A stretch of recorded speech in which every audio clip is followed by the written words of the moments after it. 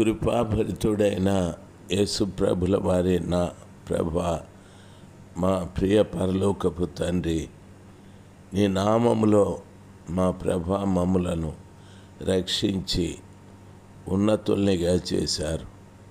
లోకం నుండి ప్రత్యేకపరిచి పవిత్రులుగా జీవించుటకు కృప చూపెట్టారు. అపారమైన మీ ప్రేమ చాలా గొప్పది స్వామి. తండ్రి, మీ ప్రేమను వర్ణించడం తండ్రి మా శక్యము కాదు.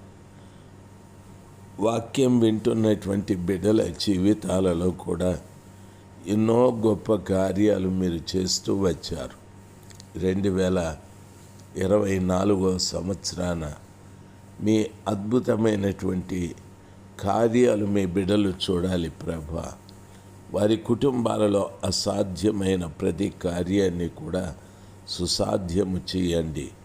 ఉద్యోగం లేని వారికి ఉద్యోగం, ఆరోగ్యం లేని వారికి ఆరోగ్యం, వివాహం కాని వారికి వివాహం, ప్రతి ఒక్కటి రుణ బాధలతో ఉన్నటువంటి వారు రుణ బాధల నుండి విడుదల పొందడం, ఇవన్నీ కూడా బిడ్డలకు మీరు దయచేసినందుకు స్తోత్రాలు. మహిమ ఘనత మీకే. యేసు ప్రభుల వారి నామంలో ప్రార్థిస్తున్నాను తండ్రి. Amen, amen. జనవరి మాసం 17వ తారీఖు 2024.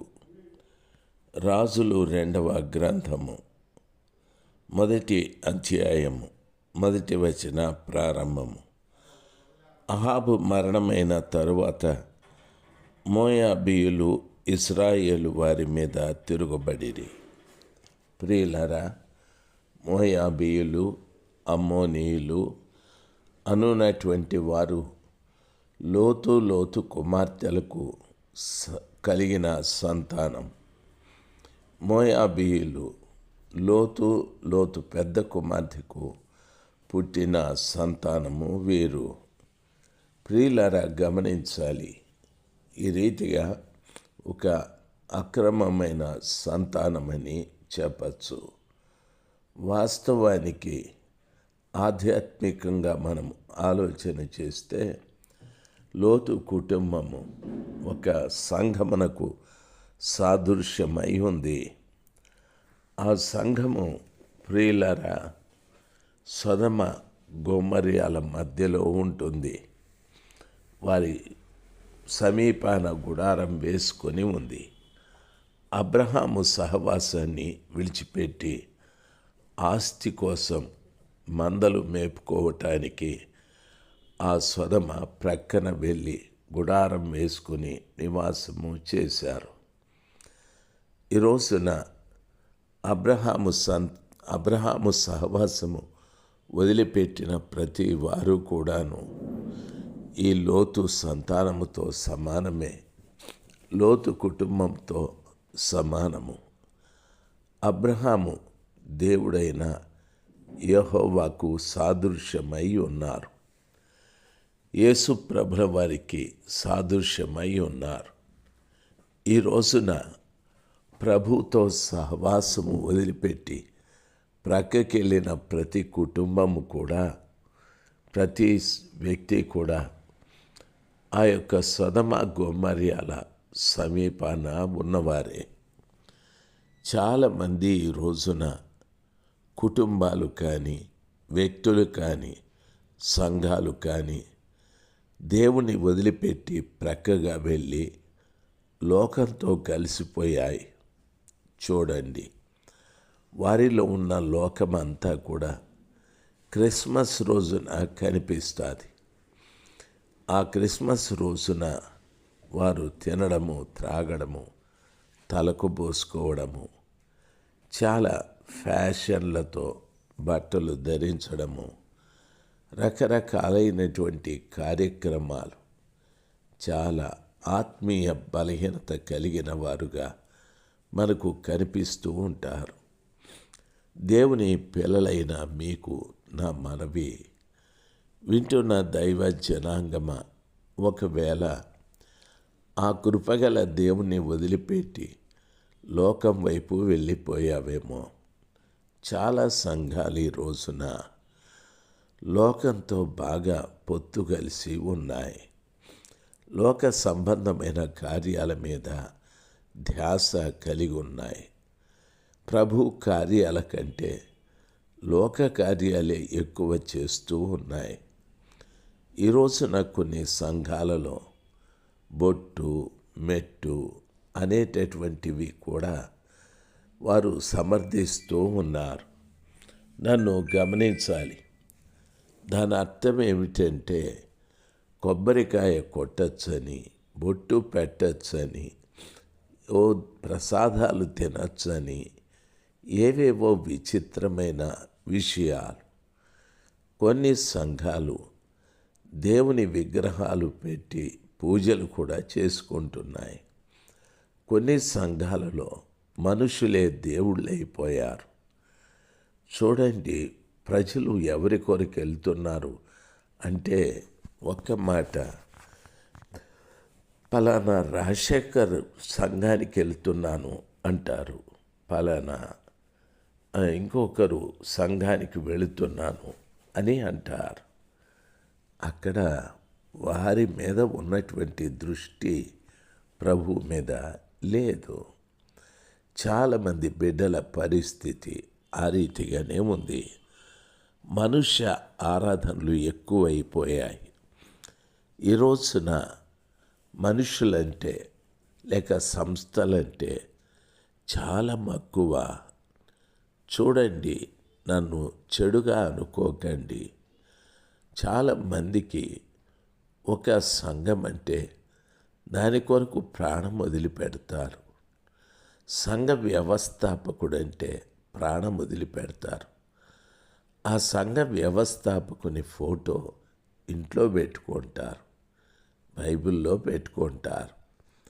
పూర్తిగా విగ్రహారాధన వదిలిపెట్టాము అని చెప్పి మరొక విధంగా విగ్రహారాధన చేస్తున్నవారు చాలామంది ఉన్నారు. వీరంతా మోయాబీయులే కదా. నన్ను గమనించాలి. ఇప్పుడు ఈ యొక్క లోతు సొదమ గొమొర్రా సమీపాన గుడారం వేసుకున్నాడు. అబ్రహాం నుండి ప్రక్కకు తొలగిపోయి సొదమ సమీపాన గుడారం వేసుకున్నారు. ఆయనకు 2 కుమార్తెలు ఉన్నట్టుగా కూడా బైబిల్ సెలవిస్తుంది. అయితే అబ్రహాము చేసిన ప్రార్థన విని సొదమ మీదకి వచ్చే నాశనం నుండి లోతు కుటుంబాన్ని తప్పించటానికి దేవుడైన యెహోవా 2 దూతల్ని పంపించారు. ఆ 2 వెళ్ళి ఆ కుటుంబంతో మాట్లాడి ఆ కుటుంబము తడువు చేస్తూ ఉంటే ఆ దేవదూతలు వారి చేతులు పట్టుకొని ఆ సొదమ సమీపానున్న లోతు భార్య, లోతు పిల్లల్ని బయటికి తీసుకొచ్చి, ఇదిగో ఈ పట్టణాల మీద అగ్ని కురుస్తుంది, బయలుదేరండి, వెనక్కి చూడొద్దండి అని చెప్పారు. ప్రియులారా, గమనించాలి. మనల్ని కూడా ప్రభుల వారు లోకంలో నుండి బయటికి తీసుకొని వచ్చాడు. పాపం నుండి బయటికి తీసుకుని వచ్చాడు. వెనక్కి చూడొద్దని చెప్పాడు.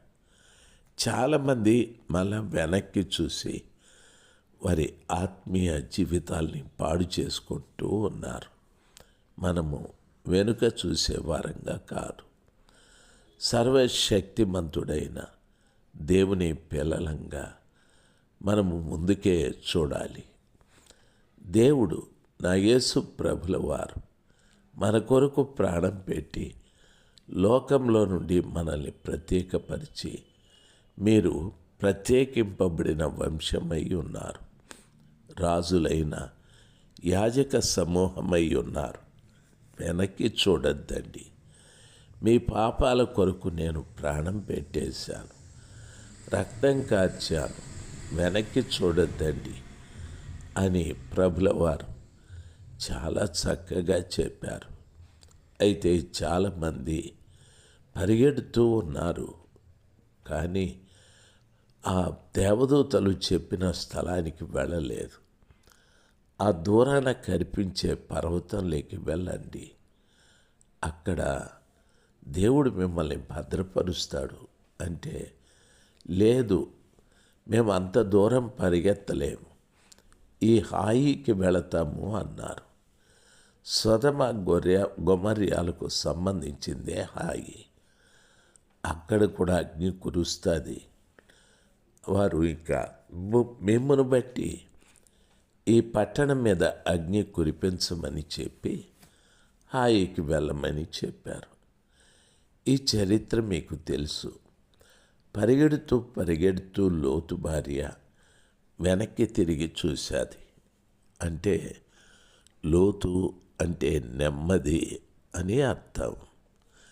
లోతు కుటుంబంలో వారి పేర్లు చెప్పలేదు. ప్రియులారా, వెనక్కి తిరిగి చూసిన ఆ లోతు భార్య ఉప్పు స్తంభమైపోయాది. లోతు కుటుంబం ఎలాంటిది అంటే ఒక సంఘ చరిత్ర కలిగినది. దేవుడు లోకంలో నుండి లోతు కుటుంబాన్ని ఆ దేవదూతలు చేతులు పట్టుకొని బయటికి తీసుకొచ్చారు. పరలోకపు మర్యాదతో బయటికి వచ్చారు. ఒకప్పుడు దేవుడు సంఘాన్ని ఆ రీతిగానే ఏర్పాటు చేశాడు. పేతురు అపోస్తలులు పరిశుద్ధాత్మ పొంది పేతురు గారు ప్రసంగించగా 3,000 మంది ఆ దినమున ప్రభు నామంలో బాప్తీసాలు పొంది సంఘంగా ఏర్పాటు చేయబడ్డారు. సంఘంలో దేవుని ఆత్మ పనిచేస్తూ ఉంది. దేవునితో సంఘంతో దేవుడు కలిసి ప్రయాణమైపోతూ ఉన్నారు. లోతు భార్య, లోతు పిల్లల్ని ఎలాగ దేవదూతలు తీసుకొని వారి చేతులు పట్టుకొని బయటికి తీసుకొచ్చారో సంఘం కూడా ఆ రీతిగానే నడుస్తూ ఉంది. సంఘంలో దేవుడు పని చేయడం ప్రారంభించాడు. ప్రియులారా, రేపు ఇంకా కొన్ని విషయాలు మీతో మాట్లాడటానికి సహాయం చేయని మోయాబీయుల గురించి, ప్రస్తుతం వారికి సంబంధించిన వారు గురించి రేపు మాట్లాడుటకు సహాయం చేయని. ఆమేన్.